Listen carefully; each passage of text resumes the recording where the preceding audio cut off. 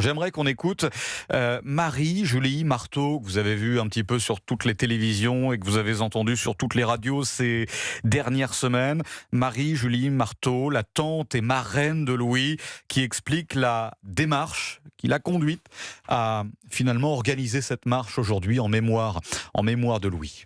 Je parle au nom de ma sœur Amandine, la maman de Louis. Cette marche blanche, elle ne s'appelle pas marche blanche. C'est une dernière marche parce que je pense que les Français en ont ras le bol des marches blanches qui se suivent les unes les autres. Vraiment, l'idée d'Amandine, la maman de Louis, c'était de dire que Louis, ce serait le dernier, que sa mort ne serait pas vaine et que sa mort aussi sera un message pour dire que ça suffit. Et notre message, c'est que tous les politiques se saisissent de Louis, de cette affaire qui est dramatique. Et j'invite tout le monde à être extrêmement digne, comme Louis l'a été, comme ma sœur l'est aujourd'hui. Ce n'est pas un moment politique, c'est un moment où on va marcher dans le silence. C'est pas une manifestation, c'est vraiment la dernière marche. Il faut que ça se passe dans la dignité la plus absolue. Et puis la maman de Louis a pris à l'instant la parole. Je remercie Laura Legault qui est sur place et qui nous distille les réactions qu'elle recueille. Pour la première fois, la maman de Louis a pris la parole à Narbonne lors de cette marche. C'est un moment extrêmement important qu'on vient de vivre. Écoutez.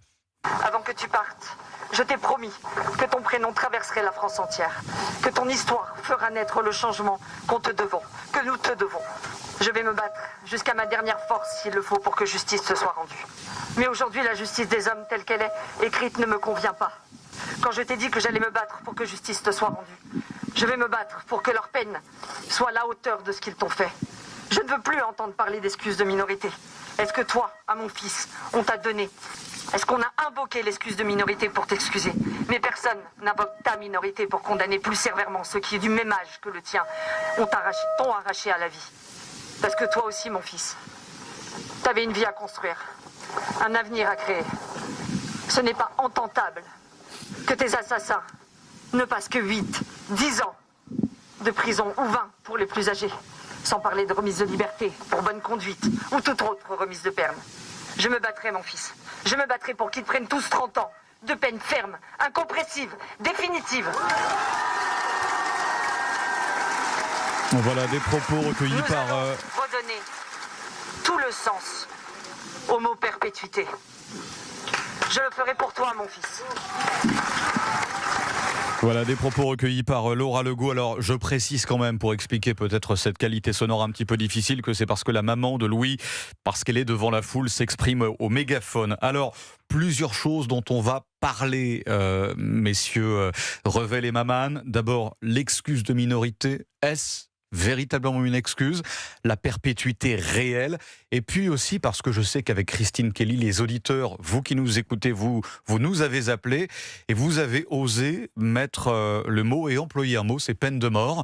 Est-ce que ça doit justifier, est-ce que ça doit rester tabou aussi ? C'est aussi ça qu'on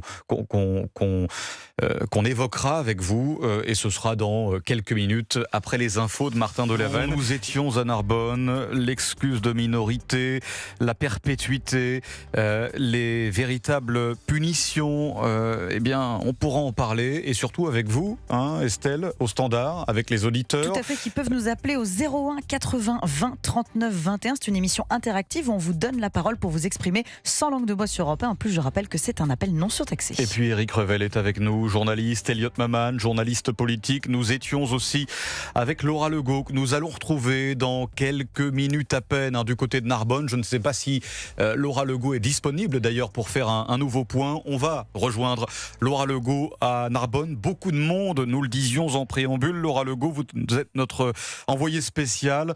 Et c'est vrai que parmi tous ces gens qui participent à cette marche, il y a bien sûr Éric Zemmour, Marion Maréchal, beaucoup de politiques, mais aussi beaucoup d'anonymes, comme on dit, qui ont fait le déplacement et qui viennent parfois de très loin, Laura Legault.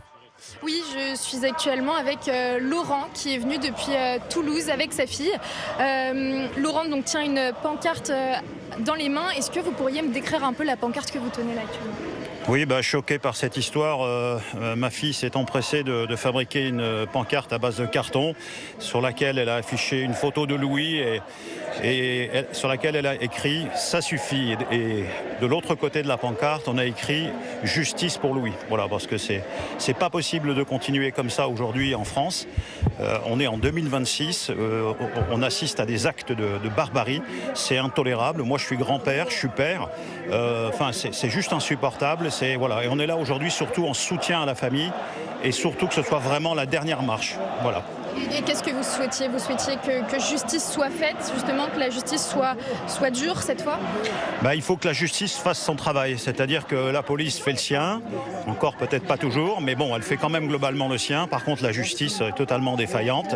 Je suis pas sûr que ce soit un problème de moyens. C'est une question de volonté. Je ne sais pas si c'est pour saboter. Je ne sais pas. Je ne veux pas partir dans des choses que je ne sais pas. Mais en tout cas, il est clair que la justice ne fait pas son travail, puisqu'on sait déjà, a priori, que plusieurs de ces personnes qui ont lynché Louis risquent vraisemblablement de ressortir assez rapidement de prison au motif qu'une loi ne serait pas passée sur la délinquance des mineurs, enfin de ce que j'ai cru comprendre au travers des médias. Donc ça, il faut absolument que ça cesse. Un lynchage, un assassinat, prison à vie, terminé. Et qu'est-ce que vous ressentez là ? C'est de la haine, de la colère, de la tristesse ? La haine, je ne suis pas sûr qu'elle soit porteuse. La haine, elle peut être que porteuse de haine. Donc on va essayer de ne pas être dans les mêmes réflexions, les mêmes réflexes. Mais c'est un sentiment de colère, un sentiment de dégoût. On est ému pour la famille, on est ému. Un petit gamin de 17 ans qui se fait lyncher de cette manière, massacré, parce qu'il n'y a pas d'autre mot, c'est insupportable. Donc oui, de la tristesse, du soutien pour la famille. Et il faut absolument que ça s'arrête, quoi. Donc voilà, Charles, comme Laurent vous l'expliquait, il y a beaucoup de colère ici, beaucoup de tristesse aussi. Voilà, des milliers de personnes présentes qui sont toujours réunies, une foule compacte avec beaucoup de pancartes, beaucoup de drapeaux français également. Laura Legault, comment les politiques, Laura Legault qui est toujours parmi nous, je ne sais pas, comment les politiques ont-ils été accueillis lors de cette marche ? On a vu Éric Zemmour, on a vu Marion Maréchal, comment ça s'est passé ? Eh bien, ils ont été plutôt bien accueillis. De nombreuses personnes ici me disaient il faut que les politiques soient présents, il faut qu'ils s'emparent de ce sujet pour que ce soit effectivement la dernière marche blanche, la dernière marche pour un enfant assassiné en France. Un bon accueil pour ces politiques. Merci Laura Legault, à tout de suite, parce que vous êtes un petit peu notre fil rouge à l'occasion de cette marche en mémoire de Louis, en direct donc de Narbonne, marche qui a démarré à 11h et qui se poursuit. Il y a déjà plusieurs centaines, voire, j'ose l'estimation, plusieurs milliers de personnes, en tout cas plusieurs centaines. C'est ce que nous disent les différentes chaînes d'information, notamment CNews, en direct également de cette marche. Alors, nous évoquions l'excuse de minorité, parce que c'est vrai que les 5 jeunes, eh bien, certains les ont appelés les 5 barbares, ceux qui sont mis en cause dans ce lynchage mortel de Louis. L'excuse de minorité, Éric Revel, est-ce véritablement une excuse ? Doit-on faire preuve de davantage de mansuétude ? Je parle de la prison, je parle des peines, je parle de tout ce contexte judiciaire autour des mineurs. Est-ce qu'aujourd'hui, quand on voit ça, c'est une excuse, la minorité ? Alors, je vais reprendre le terme, je crois que c'est la tante de Louis, ou la mère de Louis, qui a dit, et ça résume et ça répond à votre question, Charles, qui a dit « Ils ont tué comme des adultes, ils doivent être jugés comme des adultes ». C'est un point essentiel. La barbarie, je rappelle que ce pauvre Louis qui a agonisé sur un chantier a été tabassé à mort et ils l'ont visé qu'à la tête. Donc il savait là ce qu'il pour faisait. le tuer. Ils sont venus le filmer dans son agonie. Ils ont mis ces images sur les réseaux sociaux. Donc ils ont tué comme des adultes barbares. À mon sens, ils doivent être jugés comme des adultes barbares. Prison. Donc ça veut dire Prison. Voilà. Donc ça veut dire prison. Mais ce qui était très intéressant dans le direct qu'on vient d'écouter, me semble-t-il, c'était le fond sonore. Le fond sonore d'une colère populaire qui ne cesse de monter. Vous entendiez ces gens qui devaient crier « Justice pour Louis ».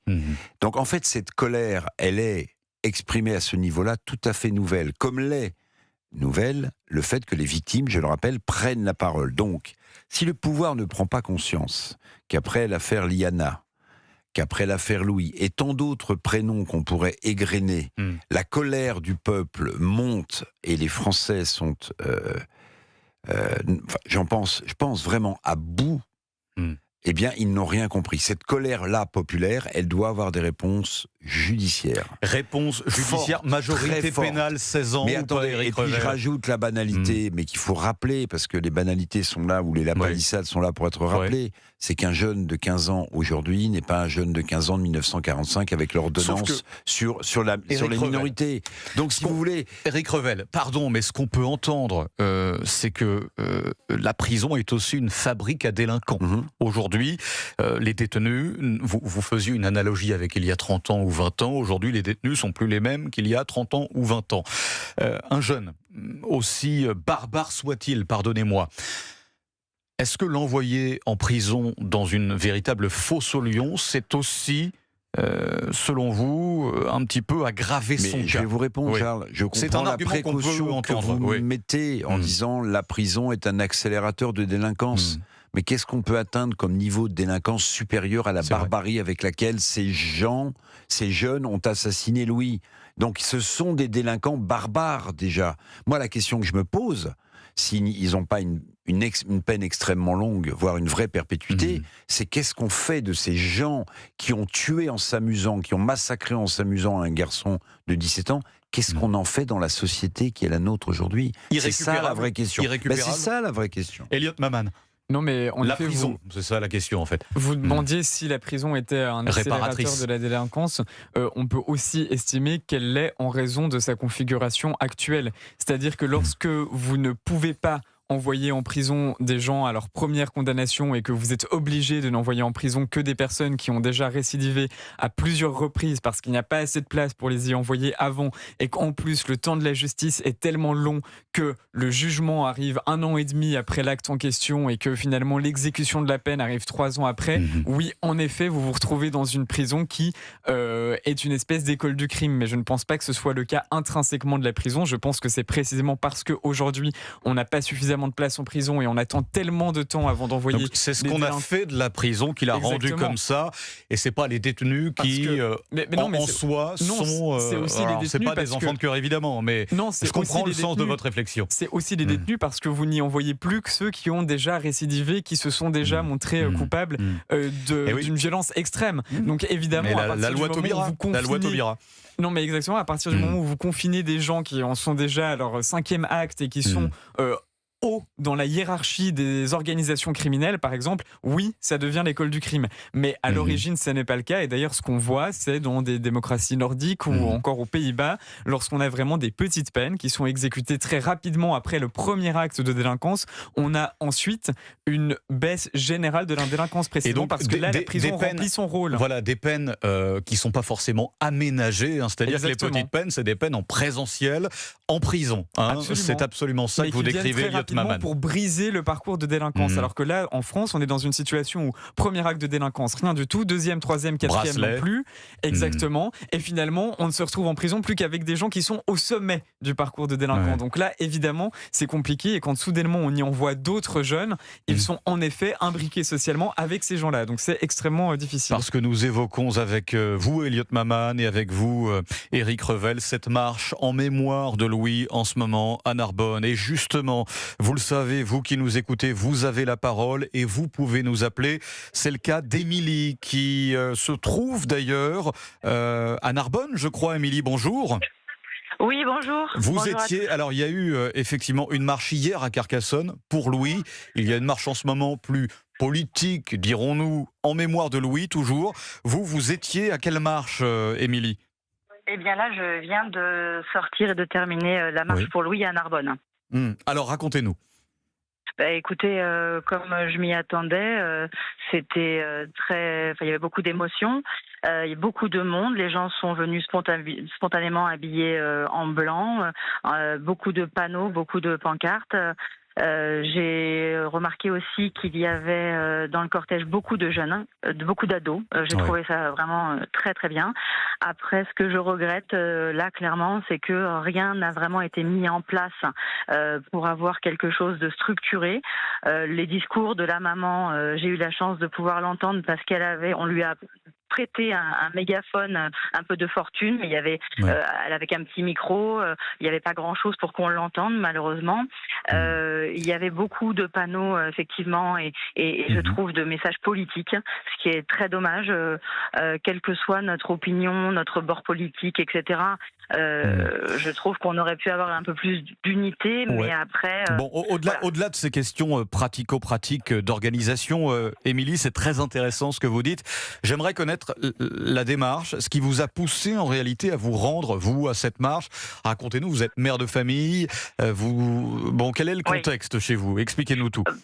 Eh bien, écoutez, moi, je passe déjà à côté du chantier très régulièrement. Je suis de la région narbonnaise et effectivement, j'ai été bouleversée. J'ai eu malheureusement affaire à l'ASE avec ma fille de 16 ans. Ça a été un parcours extrêmement difficile. Qu'est-ce qui s'est passé? J'ai eu des l'aide sociale à l'enfance, je le précise. Voilà, j'ai eu des difficultés vraiment avec ma fille, des difficultés comportementales. Ça a été très compliqué et j'ai cru pouvoir être aidée en faisant appel à une assistante sociale et ensuite donc à l'ASE. Et donc elle a fait un séjour donc en foyer, pas très loin de Narbonne. Donc ça a résonné pour moi cette histoire terriblement. La sentiez-vous en danger, même si, alors évidemment, moi je veux pas taper sur l'ASE parce que ce sont des éducateurs qui manquent énormément de moyens, qui font avec les moyens du bord, souvent du conseil départemental, baisse des dotations, on connaît le contexte. Alors, soyons dans la mesure du possible, pas trop sévères avec eux parce qu'ils font ce qu'ils peuvent, mais est-ce que vous sentiez votre fille en danger à l'ASE ? Alors, en danger, non, mais clairement, vous avez tout résumé. Il manque de moyens, il manque de personnes formées, il manque de structure, il manque de tout. Je l'ai constaté donc sur le passage que ma fille a fait dans ce foyer. Elle en est sortie, son comportement était pire après, donc c'était il y a 2 ans. Aujourd'hui, pire après, ça veut dire quoi ? Ça veut dire quoi en 2 mots, Émilie ? Eh bien, ça veut simplement dire que ça ne l'a absolument pas aidé dans aucun sens du terme. Après, j'ai eu d'autres difficultés et voilà. Mais je suis d'accord avec vous, je ne leur jetterai pas la pierre parce que quoi qu'il arrive, le manque de moyens est extrêmement cruel. On les abandonne dans des structures désuètes, on leur donne très peu de moyens, les gens ne sont pas formés, pas qualifiés, ils prennent un peu du tout venant et c'est très compliqué. Donc ils ont des responsabilités, certainement, mais pas uniquement. Et là, on est plutôt sur le fait qu'effectivement, on est sur des jeunes qui se sont complètement ensauvagés et aujourd'hui, et qui, par le biais des réseaux sociaux, veulent communiquer à tout prix leurs faits, leurs méfaits, parce que les réseaux sociaux, aujourd'hui, c'est la vie de ces jeunes. Donc l'ASE, ils ont une part de responsabilité, mais pas uniquement. Merci infiniment, Louis. Comment va votre fille aujourd'hui ? Aujourd'hui, elle va beaucoup mieux, elle a grandi. Quand on grandit, forcément, on change, on s'assagit. Je l'ai suivie de près et aujourd'hui, ça va mieux. Félicitations à la maman que vous êtes, Émilie. Merci beaucoup de nous avoir appelés depuis Narbonne.